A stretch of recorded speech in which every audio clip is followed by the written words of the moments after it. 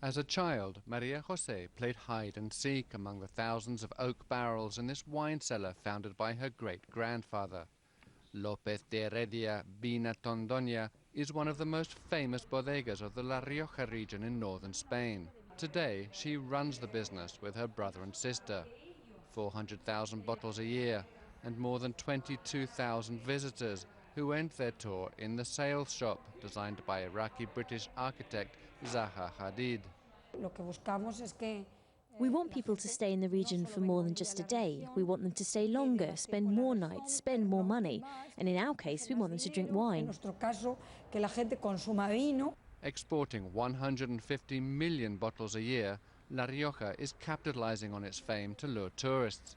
Since the 2000s, the region has hired internationally renowned architects to enrich the experience. A five-star hotel designed by American Frank Gehry has cemented the worldwide reputation of the Marqués de Riscal winery, founded 150 years ago. The number of visitors has climbed from 2,000 to nearly 70,000 a year. It has meant a complete change in mentality. When we talk about wine tourism, we think it has always existed in Rioja because of its history linked to wine and wine culture. But it is actually very recent because we had to turn a natural resource, which we had right under our noses, into a tourism product. The Isios wine cellars, owned by Pernod Ricard, have been bringing in tourists since 2001. This curvy building is the work of Spanish architect Santiago Calatrava. But winemaking and hostelry are very different specialities, and not every project will make it. What we need is for more professionals from the tourism sector to help run these hotels. Because if they are managed only by wine experts, they won't maximize their investments. La Rioja is resolutely optimistic. To boost tourism interest, the region has asked UNESCO to list the cultural landscape of Rioja wine as a World Heritage Site, a goal worth drinking to. Joined by Yannick, who's stayed with us. You know that place, don't you? Yes, I've been there, and they make fantastic wine. Vina Boscogna is a fantastic wine. How does Rioja compare to your like a robust French wine? I would say Rhone Valley wine. I mean, probably because it's quite robust, and but some of them are very delicate. I mean, if you go to the best Rioja, you will have very, very delicate wine that really are at par with Bordeaux or Burgundy wine. Staying with our taste buds, what about Nestlé? Did they disappoint for you? Well, I mean, now we're talking about more traditional food. Nestlé did pretty well.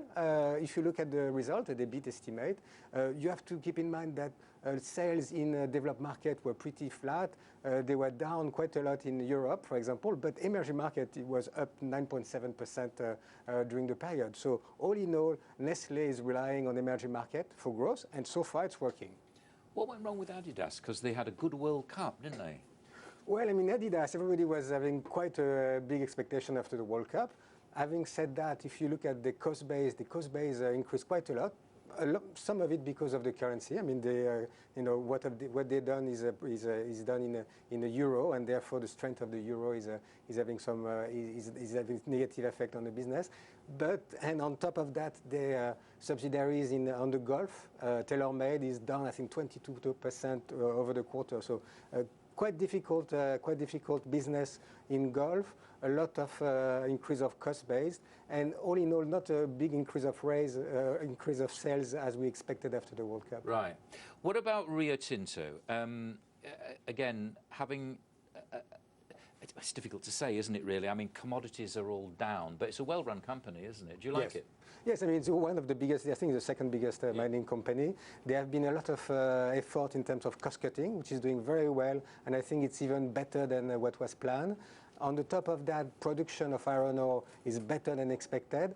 They are a low-cost producer, which is very important, as you said, when the price of the base metal are very quite low, because like this they can squeeze competitor that will not be able to produce metal or and making profit at the same time. So all in all, because it's a low-cost producer, they're very large. They have large economy of scale. I think they are doing very well in the current environment.